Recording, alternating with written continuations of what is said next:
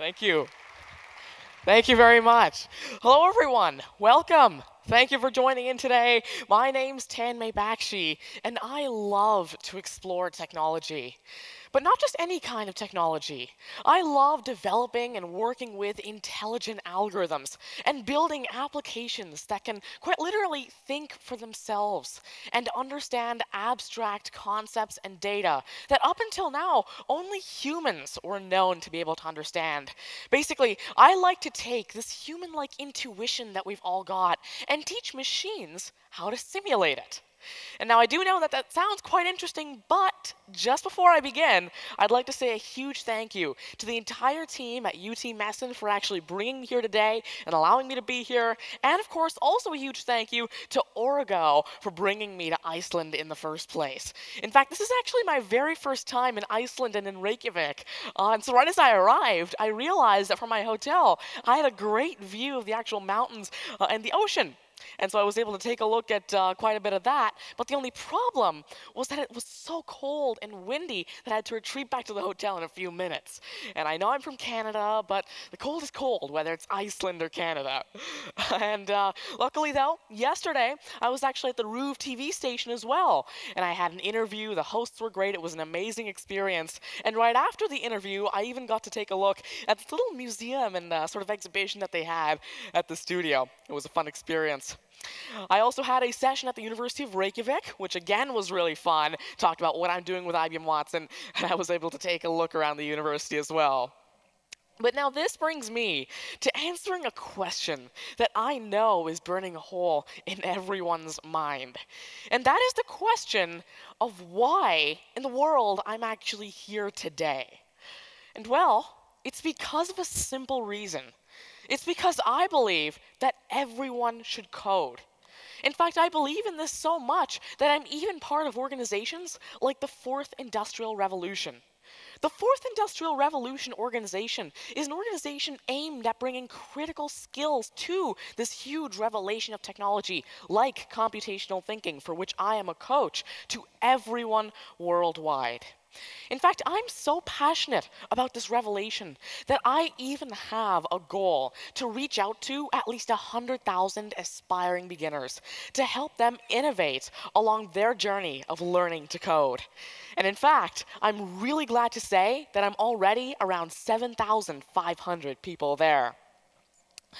But you may wonder, well, why?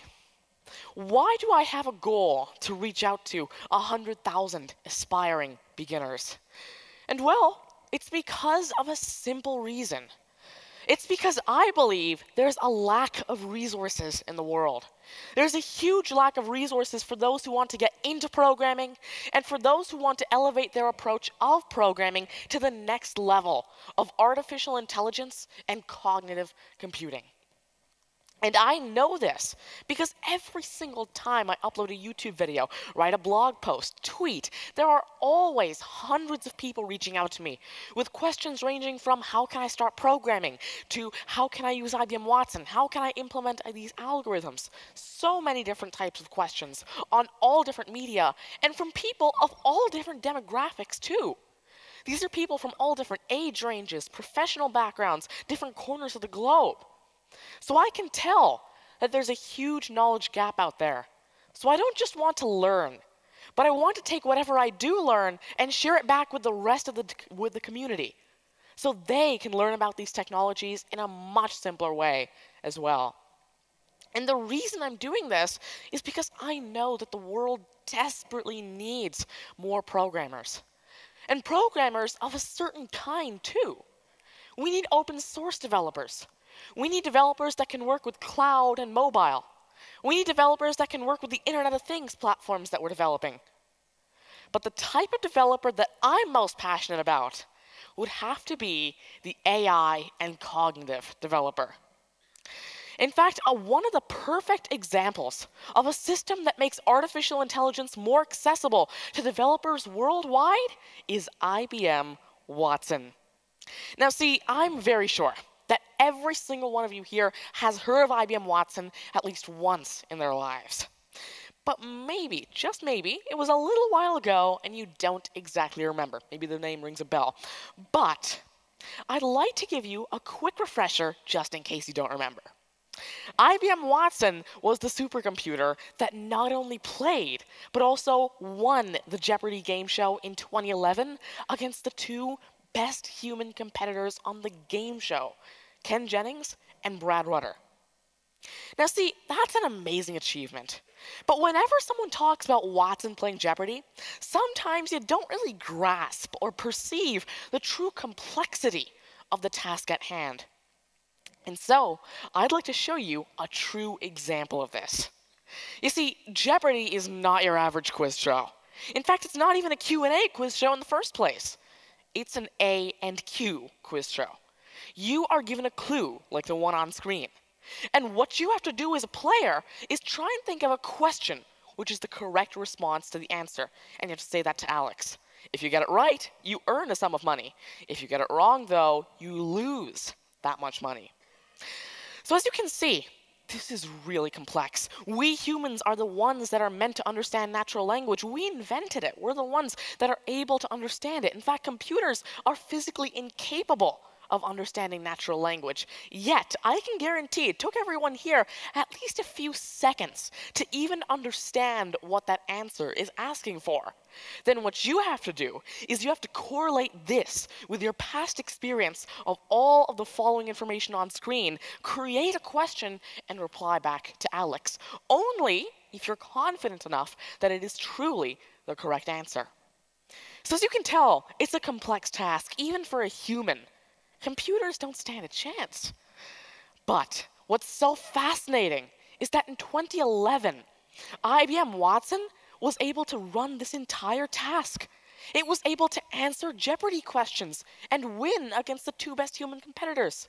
It was able to correlate that with 4 terabytes of past experience that it had. And then not only say, okay, this is the correct answer, but also say, this is the correct answer with this percentage of confidence, and now I'm sure that I need to ring in, or I'm not sure enough if I should buzz in.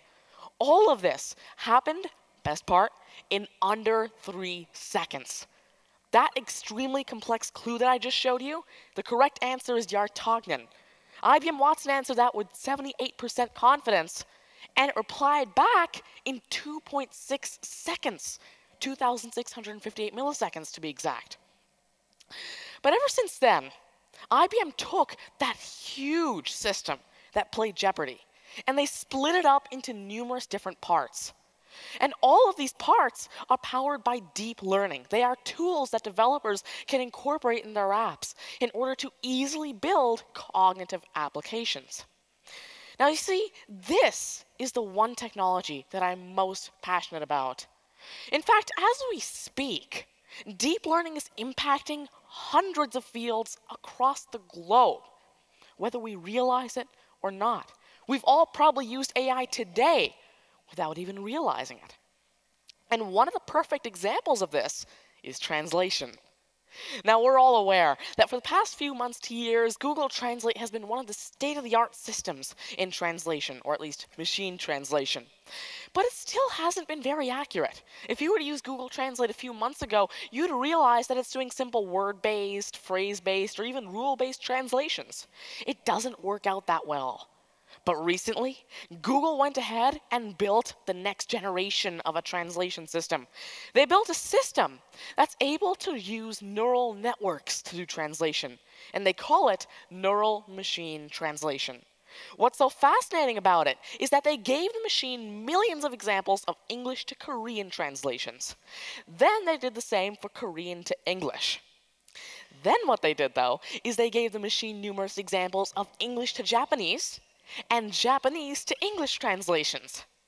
Now you see, this is not word-based or phrase-based, and so we don't know why the neural network makes those translations. But when the researchers actually tried to do Japanese to Korean and Korean to Japanese translations, even though they never fed in a single translation to the neural network, it was still able to translate with near human-level accuracy. Why is that? Because the neural networks don't understand the syntactics behind what you say. They understand the semantics. They understand that this Japanese sentence means this in a numeric vector space, and they convert that vector space from Japanese to a Korean vector space. They understand the true meaning behind what you're talking about. And that makes your life with translation through machines so much easier. And this type of ability that neural networks have aren't just limited to one field. Practically any field that's using technology today, even in the slightest, even agriculture, is being impacted by AI. But out of all the fields that AI is impacting, there's one field where I believe it's making the most impact. And this is the field of healthcare. In fact, as a perfect example of how tons of startups and companies are getting onto this sort of train of using artificial intelligence in the field of healthcare, let's take a look at IBM Watson's Outthink melanoma example.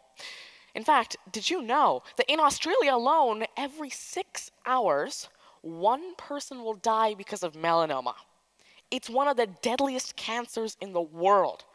But ironically, it's one of the simplest to treat. If it's found early enough, you have a 98% chance of surviving. But the problem is finding it early. It can easily be confused with practically any other kind of skin disease. But through the power of IBM Watson, we can actually diagnose melanoma at an extremely early stage with around 91% accuracy. Imagine every 6 hours there's a 98% chance that the person dying from melanoma has to survive. And then there are initiatives like the accessible Ollie. Now, Ollie itself is a self-driving bus powered by IBM Watson. But since it's powered by Watson's AI, we can use it to open immense doors for the world of accessibility. Just for example, let's say someone in a wheelchair is approaching the bus. They don't need to click a button or do anything. The bus will use an AI algorithm and computer vision to detect that there's a wheelchair approaching the bus and automatically deploy a ramp. It's that simple. And then, let's just say someone visually impaired joins the bus. They can actually link their phone to the Ollie bus via Bluetooth. Right as they walk in, computer vision will actually track their belongings once they sit down. And right as they're about to get up and go off the bus, if they left one of their belongings on the bus, the Ollie bus will actually notify them on their phone that they've left one of their belongings and that they should go pick it up before someone else takes it or before the bus leaves for its next destination. See, it opens up immense doors for this great world of accessibility and allows us to do so much that we never could have done without the power of AI. But now, I'd like to show you one of my projects in this great field. In fact, not just any kind of healthcare, but a project of mine in the field of mental health. Now, we're all aware that there are lots of initiatives working on, for example, suicide prevention. And this is a very, very important initiative. Because, of course, by the time we get to the suicide prevention stage, though, it's almost always too late. So with my initiative, what I'm trying to do is not just suicide prevention, but depression prevention in the first place, to make sure that depression never escalates into something else that we have to prevent. In fact, did you know that again, in Australia alone, over 40% of the calls coming into the toll-free 1-800-KIDS helplines aren't even being answered? And this is only due to the lack of human staff. Imagine the tens of thousands of kids that aren't getting the help that they need just because the helpline can't afford more staff. And then, in the US alone, over 80% of the teens that commit suicide give off clear warning signs before it happens, or patterns, if you will. And again, machine learning and AI are experts at detecting patterns. So I thought, why can't we use machine learning to understand the impact that depression has on those data points in order to understand and create an early warning system for depression in teens? And with this early warning system, we can warn them, their friends, their family, if they may be depressed. And we can also kick in some therapeutic tools to make sure that they feel better even before they feel down. But I'm not just stopping at the machine learning powered data understanding. I'm expanding this to a lot more. In fact, I'm also doing machine learning based therapy. But before we talk about machine learning, let's talk about therapy itself. Now, in this context, what is therapy? Therapy is an interactive, naturally flowing dialogue between a therapist and his or her patient. Now, you see, there is absolutely no predetermined dialogue structure here. The therapist is never gonna walk into a room saying, okay, I've got these 10 questions, these are what I need to ask, and then I'll diagnose the depression. It doesn't work like that. Instead, the therapist walks into the room with an end goal in mind, saying that I want to diagnose this patient's depression, and I'm going to do that by being like their friend, asking them questions, giving them answers, really finding out more about them, their life, and why they may be depressed. And then e-therapy is basically this process put onto applications, text messages, phone calls. But the problem is that we can't get to everyone that needs help with these e-therapy options. And so I thought, why can't we AI-ify this e-therapy and bring the power of machine learning so that technologies like chatbots, of course, can hold natural conversations with those patients? Now, of course, I'm sure that almost everyone here has used Siri, Cortana, Google Now, Google Home, Amazon Alexa, Apple HomePod, one of these technologies. I'm sure you've used them, all right? But the only problem, in fact, you're actually going to be seeing a Google Home demo later today, but the only problem with this chatbot technology is that while you may not realize it, while it may seem like it's so natural and free-flowing, there is a predetermined and structured flow to the dialogue. Just for example, if Apple never hard-coded into Siri for it to give you weather info, it would never give you weather info. But the way Siri transforms your raw audio into actual usable characters, that is powered by deep learning. The way Siri understands those words in their context, combines them together, and realizes that you're asking for ABC, that is powered by deep learning. The way Siri then goes ahead and extracts that contextual information and phrases it in natural language, that is powered by deep learning. And from there, when Siri replies back to you, and when Siri says something back to you, the way it says it out without sounding like a robotic voice, that is powered by deep learning. So it's not an end-to-end system, but it's powered by deep learning in most ends. But recently, Google went ahead and created the next generation of a chatbot. They built a chatbot that has absolutely no structured flow to the dialogue. And this was an example conversation that the human had with the machine. As a human, it might seem like a funny conversation to you, but in the machine learning world, this shows something truly remarkable and astonishing. Now, what's so astonishing in this? What Google did is they took millions of movie dialogues. That's right, conversations between people in movies. And they fed it into a neural network. That's it. They never told it anything about natural language, the English language, anything it might be asked, nothing. And yet, when the human asked, what do you think about Bill Gates? The machine replied, he's a good man. Now imagine this. The machine was never explicitly told Bill Gates is an entity, who is a person, who is a male, and who is also good and not evil. That was never told to the machine, yet out of the millions of conversations that it saw, a few of them referred to Bill Gates in entirely different contexts. It joined the dots and realized that Bill Gates is a good man. Imagine how complex those neural networks actually are. And then, when the human said, what do you think about England during the reign of Elizabeth? The machine replied, it was a great place. Now imagine, we've got the question, we've got the England entity, reign of Elizabeth entity, and Elizabeth herself. That is very complex. And out of the very few conversations that mentioned all that info, the neural network connected the dots and replied it was a great place. Now, of course, connecting the dots can also sometimes lead to some problems. Like, for example, what do you think about Tesla? He's a good conductor. That doesn't really make sense. Now, while humans may be good conductors, that really isn't contextually relevant. To a human, this seems funny, nonsensical. But what I'm going to do now is take this infinite scope of movie dialogues, and I'm going to train the same chatbot on the narrow and actually finite scope of mental health therapy. And then via that, I can create chatbots that can hold natural, realistic conversations with patients. And these simple cases that don't need to be held by humans can be held by the AI to allow those extra 40% to come in, and if anything, even more people to get help from the e-therapy. Next, I'd like to show you one of my projects in the field of physical healthcare. And this project is called The Cognitive Story.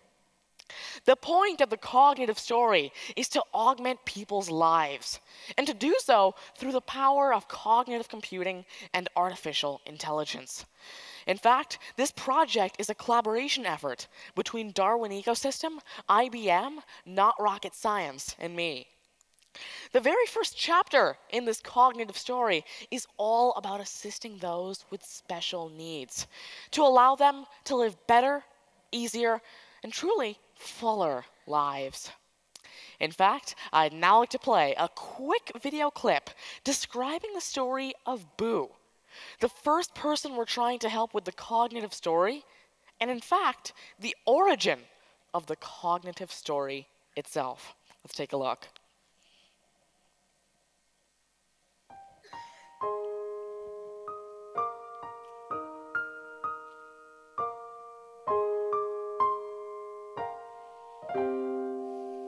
The trip to meet Boo started with a simple tweet from the friend of a mother wondering if artificial intelligence could be used to help a severely disabled 29-year-old woman communicate with her family. Soon, IBM's Tim Duncan reached out to Darwin Ecosystem's Thierry Hubert to explore the possibilities. Within weeks, the two companies organized a research trip into the rural community just north of Toronto, where Boo lives a solitary life, having almost no contact with the outside world. The pair was joined by 13-year-old Tanmay Bakshi, who was recruited to join the team because of his skills with neural network systems. The road to Boo's hometown was sometimes desolate, sometimes blustery, but by the time the team reached the small town, the sun was bright and the sky was blue. It's not home to many, a hamlet like many others, but in this borough, the developers were coming to see just one resident. They arrived at Boo's ready to learn and understand a woman who can only communicate the broadest of concepts, and only to those most intimate with her condition. Her name, Boo, comes from a sound she could make as a baby, but can no longer make. Boo is quadriplegic, suffering from Rett syndrome, a rare and debilitating neurological disorder. But her parents know when she's happy, when she's irritated, or when she wants to watch TV, the simplest of desires interpreted by the most intimate knowledge. Now the hope is that artificial intelligence can match EEG signals from Boo's brain to what her parents say she's thinking, and a unique language born from cognitive computing can act as Boo's translator to others and relieve her isolation. So now that you know a little bit more about the story behind the cognitive story, I'd now like to take you a little bit deeper into the technology itself to show you what we're doing for Boo. Of course, if we're trying to give artificial communication ability to someone who can't communicate naturally, it has to start off with the data we're able to gather from Boo. In this case, we've decided to use electroencephalogram, or EEG brainwaves, gathered via a custom 3D printed headset, which you can see an early prototype on screen right now. Once we've gathered those EEG brainwaves, though, it then becomes my responsibility in the cognitive story, my role, to use the deep learning algorithms that I architect to understand those brainwaves, decipher them, and basically convert them to what Boo is trying to communicate, her intent of what she wants to say. But wait, you may be wondering, if we ourselves can't understand the EEG data that we gather from this headset, then how are we going to train neural network systems to understand them for us? And well, there's a simple answer. We can understand most of that EEG brainwave data because Boo's mom can understand the very broad concepts that Boo tries to convey. And with her help, we're going to be live labeling the training data as it's gathered from the headset in order to train my LSTM memory-augmented neural network systems. I mean, imagine, Boo's mom has been with Boo since Boo was born. Due to this, we've given her that title of Intimate Interpreter. You can find out even more about the cognitive story at thecognitivestory.com. untitled.com. And that sums up what I had to say about the cognitive story and how we're using the power of cognitive to live better lives.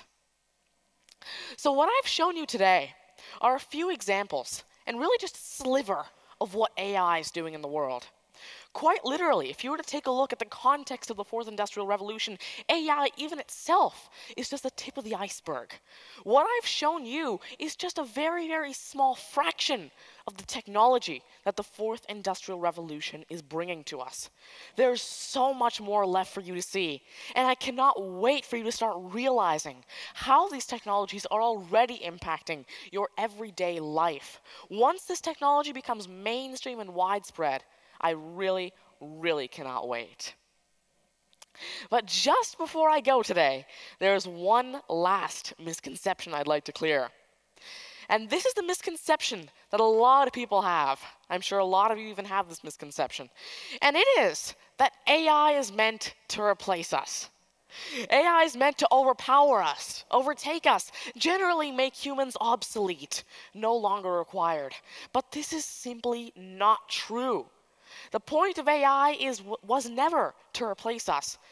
The fundamental purpose of why AI was and is continuing to be developed is solely because it was created by humans to amplify our skills, our capabilities, augment our life, allow us to do what we already do even better.